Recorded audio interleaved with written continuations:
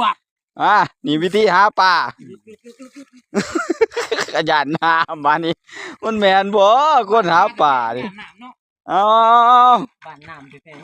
ลุยโอ้ย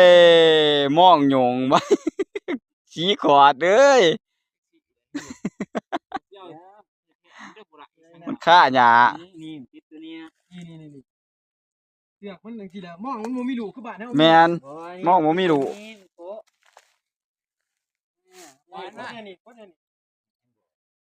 เสือกมันเอา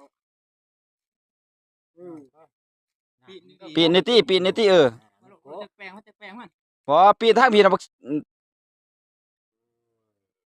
โอ้ยน้ำเย็นห้ำบดว่าได้ อร่อยมองอยู่ว่า ได้แล้วเป็นยัง ร้อยมองหยุงกับพิษอีได้บัดนี้ ปีนด้วยที่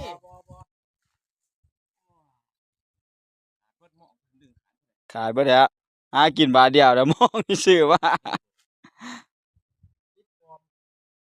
ความนั้นมันก็เฮ็ดกันเรื่องเฮ็ดพอแต่แล้วมือบ่นี่ก็ซังก็มันขายดีเนาะ เก็บพิษนะมึงนึงนี่ ข้างเนาะ บ่ได้กลางหรอกไป นี่ไปไป บ่ร่อยมันบ่ไปครับ ร่มตาลไปเกินบ่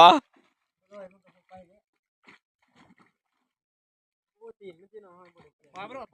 มา ขยะปล่อยมาดิ ไปนี่ไปไป